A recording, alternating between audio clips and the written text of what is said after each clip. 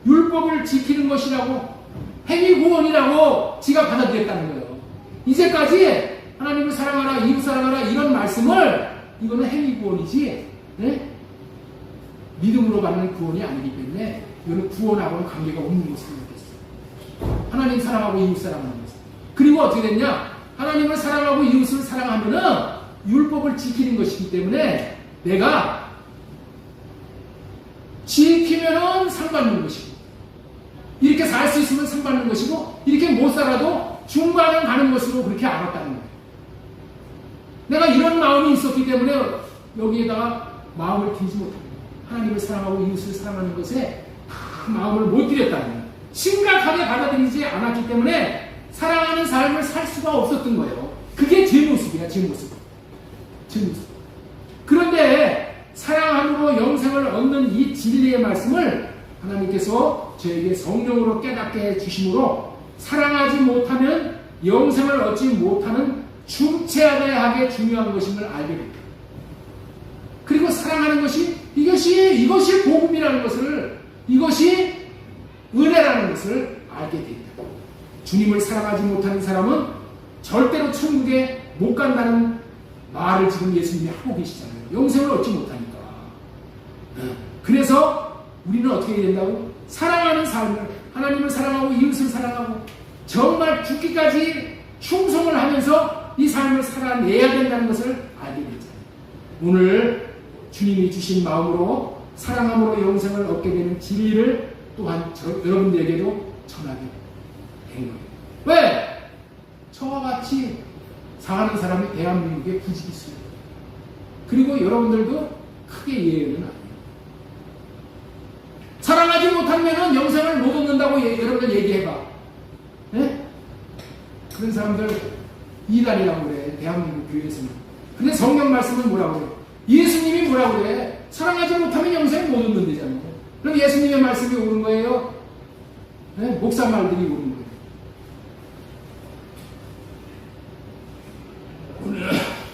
오늘 주님이 주신 마음으로 사랑함으로 영생을 얻게 되는 진리를 전하게 된 것은 너무너무 감사합니다. 만약에 제가 사랑과 영생의 관계를 몰랐다면 여러분들은 소경이 소경을 이끌어가지고 같이 구덩이에 빠지는 신세가 됩니다. 네? 나도 구덩이에 빠지고 여러분들도 구덩이에 빠지게 했던 거예요. 그러니 얼마나 감사해요. 여러분들도 이런 설교를 듣는다는 것을 감사하시기 바랍니다. 아멘. 사랑할 수 있는 삶을 살 수 있는 진리를 예레미야 31장 31절 이하의 말씀으로 한 번 더 설명을 할 때 영생을 얻는 진리가 뻥 하고 뚫리게 되었으면 좋겠습니다. 여기서 나오는 법을 저와 여러분들의 속에 두어서 새 언약을 이루어지게 해주실 분이라고 믿는 것이 예수 그리스도를 믿는 것입니다. 자, 우리 예레미야 31장 31절 보겠습니다. 자, 여호와의 말씀이니라. 보라, 날이 이르리니 내가 이스라엘 집과 유다 집에 새 언약을 맺으리라. 그러나 그날 후에 내가 이스라엘 집과 맺을 언약을 이루하니 곧 내가 나의 법을 그들의 속에 두며, 하나님의 법을 우리들의 마음에 둔다는 거야. 이게 새 언약이야. 그들의 마음에 기록하여 나는 그들의 하나님이 되고 그들은 내 백성이 될 것이다. 하나님은 우리 하나님이 되고 우리는 하나님의 백성이 되는 것이 이게 구원이에요. 여호와의 말씀입니다. 자, 새 언약이 이루어지기 위해서는 마음판에, 우리 마음판에 법을 써주심으로, 사랑하라는 계명을 써주심으로 우리가 사랑을 하는 삶을 살 수 있다는 거야. 새 언약의 중보자로 오신 예수 그리스도께서 저와 여러분들의 마음에 법을 주시겠다는 약속을 믿는다면은 사랑하는 삶을 살게 되고, 사랑하는 삶을 살게 된다면은 영생을 얻게 된다는 약속의 말씀이에요. 법을 넣어 주심으로 영생을 얻는다는 말씀의 의미가 무엇인지를 조금 더 설명드리겠습니다. 예를 들면 이런 거예요. 예를 들면 여자의 몸속에서 나오는 난자는 그냥 놔두면은 수명이 이틀에서 3일 지나면 다 죽어. 난자의 수명이 이렇게 됐다는 거예요.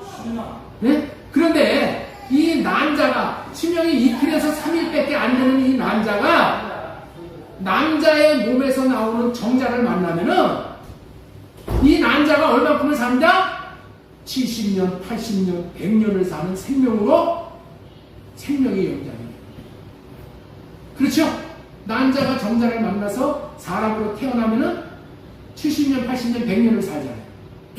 마찬가지 원리로 이 땅에서 70년, 길면은 100년을 살다가 그대로 놔두면은 모두가 다 죽는 육신의 생명인데, 이 육신의 생명에 영생을 살 수 있는 생명인 예수 그리스도의 생명을 마음 안에 법으로 딱 써주시는, 이 사람은 100년 안에 죽고 마는 생명이 아니라 영원을 사는 생명으로 생명이 연장이 됩니다. 어떻게 해서 그렇게 됩니까? 죽지 않고 영원을 사는 하나님의 생명의 유전자가 저와 여러분들의 마음에 들어와서 마음에 기록이 되면은 70년, 80년 사는 생명이 영원을 사는 생명과 하나가 되어져서 같이 영혼을 사는 거예요. 그렇게 해주시겠다는 약속이 새 언약인데, 그거를 뭘로 표현했다?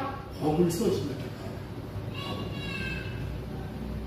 그렇기 때문에 예수 그리스도가 이런 일을 해주시는 분으로, 다시 말해서 사랑하는 삶을 살 수 있는 법을 새겨주시는 분으로 믿으면 사랑할 수 있게 되어질 뿐만이 아니라, 이 사랑함으로 말미암아 영원한 생명을 받아서 영생을 살게 되어집니다.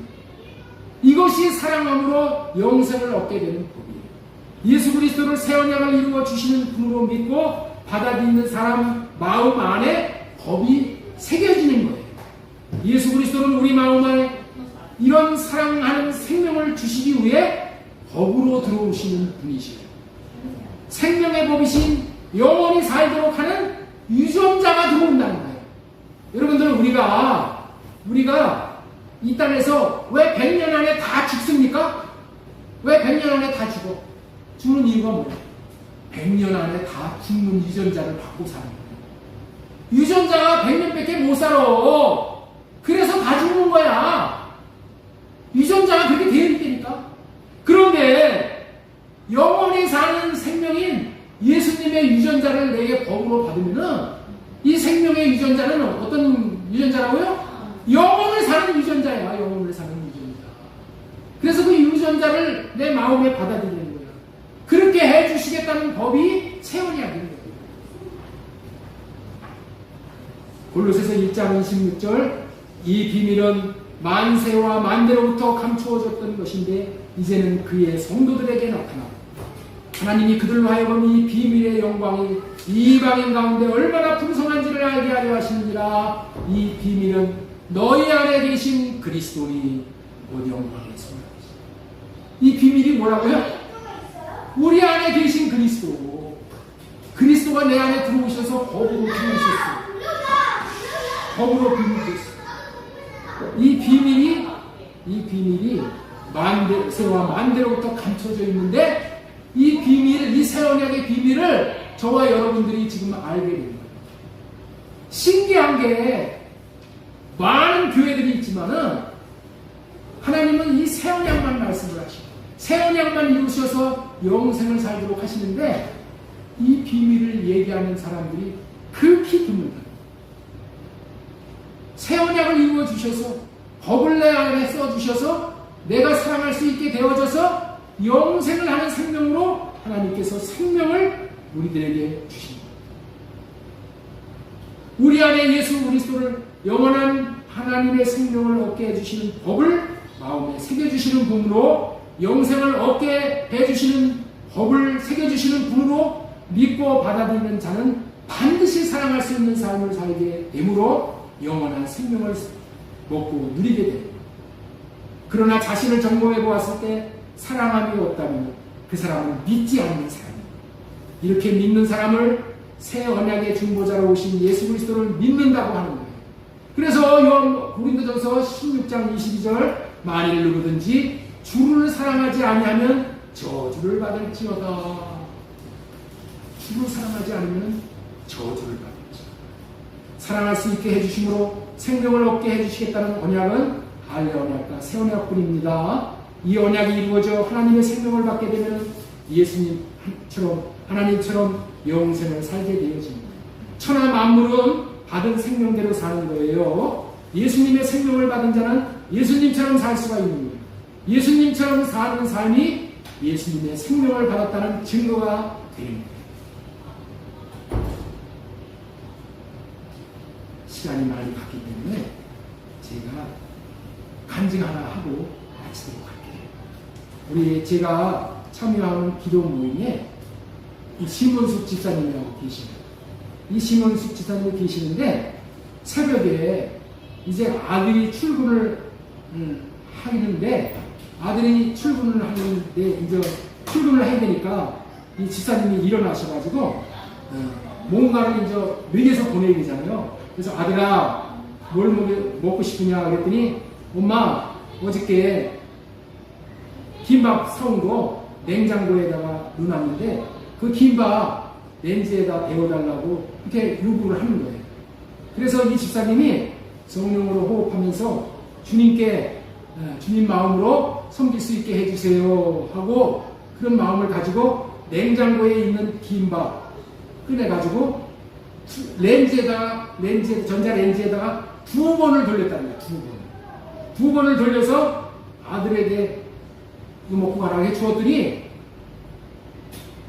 이 아들이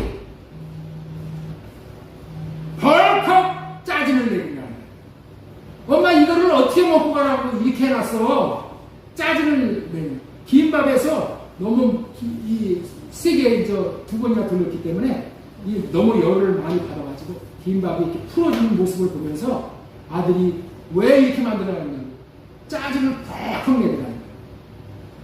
그런데 이 짜증 쓰는 소리를 듣는 순간에 이 집사님이 아니 이 녀석이 지금 무엇하는 짓이야 이런 마음이 딱 올라오더라고요. 아니 내가 저를 위해서 새벽같이 일어나서 김밥 한 번만 돌리면은 그 찬 기운이 안에 남아 있으니까 뜨뜻하게 먹고 가라고 이렇게 따뜻하게 먹고 가라고 그렇게 한 건데 아니 이 녀석이 나한테 왜 짜증을 내 하면서 그 자기도 벌컥 화가 올라오더라고요. 그러면서 앞으로는 네가 마음대로 해먹게 되니 나는 신경 안 쓸 테니까. 이런 마음이 그런 생각이 확 올라오는 것을 아들에게 쏟아붓지 않고 하나님 앞에 이 문제를 가지고 기도를 했다. 주님, 이 육신의 생각을 이 분이 올라오고 괘씸한 마음이 올라오고 괘씸한 생각이 올라오는 이 생각을 할례시켜 주시고 주님 마음 주셔서 주님 마음으로 잘 섬길 수 있게 해주세요 라고 기도를 했더니 신기하게도 육신의 생명에서 나오는 분노가 싹 사라지더라고요. 그리고 주님이 사랑의 마음을 구한 이 집사님에게 사랑의 마음을 주셔서 김밥을 이렇게 좀 풀어놨더니 아들이 이제 김밥을 안 먹고 간다고 샤워를 하고 나오는 동안에 이 김밥이 좀 이렇게 식어져가지고 이렇게 벌려놨더니 조금 김밥 모습이 조금 아까 같이 그렇게 먹기에 범하게 되지를 않고 이게 간추어지는 그런 모습이 있어가지고 아들이 그 김밥을 먹더라는 거예요. 맛있게 먹고 그리고 이제 출근을 하면서 나가면서도 엄마 다녀오겠습니다 하고 좋은 마음이 생겨서 인사를 하고 나갔다는 거예요. 이게 복음이야. 우리가 이런 삶을 사는 거예요. 이런 상황에서 할례를 구하여 살 때에 육신에 붙어서 역사하는 마귀가 떠나요. 우리가 싸우고 다투고 판단하고 분열을 하게 하는 게 뭐예요? 마귀가 하는 거예요. 뭘 주어서? 육신의 생각을 주어서. 육신에서 분이 나오게 하고 화가 나오게 하고 혈기를 돋게 하고 그렇게 나오는데 할례를 구하면은 하나님께서 할례를 구하는 자에게 이 마귀를 쫓아내줍니다. 할례를 구한다는 게 뭐예요? 내가 죽는 거예요. 내 생각 마음을 죽는 거예요. 죽을 때 마귀는 떠나가요. 귀신은 떠나가요. 어둠의 역사는 떠나가는 거예요. 그리고 자신의 마음에 주님의 마음이 와서 주님의 마음이 오니까 어떻게 돼? 참참 편안해지는 그런 마음을 가지고 주님의 마음을 아들에게 나타냈더니 그 영이 영을 알아보는 거예요. 그 영이 내 마음의 영을 알아보고 영이 끼리 통하는 거예요.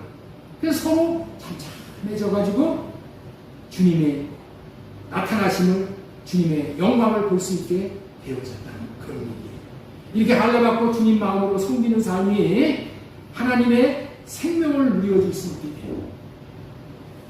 내가 우리 집사님이 할례받지 못하고 부은 나온 대로 해버렸다면은 사랑을 실천할 수가 없는 거예요.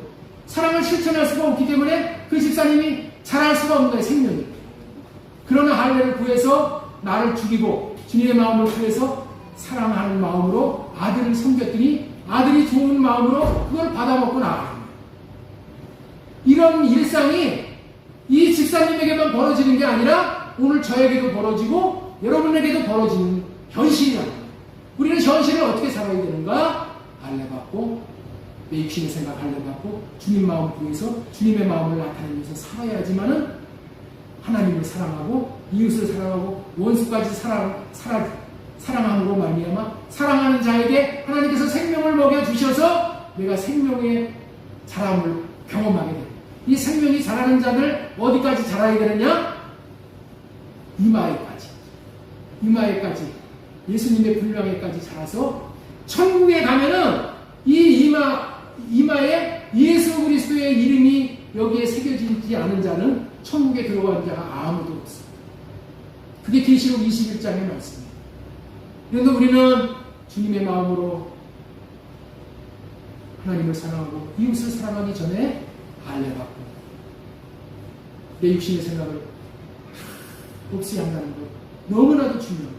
먼저 할례로 하는 자에게 하나님께서 찾아오셔서 성령으로 말미암아 주님의 마음을 주셔서 그 마음으로 사랑할 수 있게 하심으로 말미암아 우리가 영생을 얻는 생명까지 다 자라게 해서 마침내 새 예루살렘 성에 참여한다는 것을 꼭 기억하는 믿음으로 한 주간도 할례받고 주님의 마음을 구하여서 승리하는 삶 살기를 예수님의 이름으로 소망드리고 축원합니다. 하나님 아버지 감사합니다.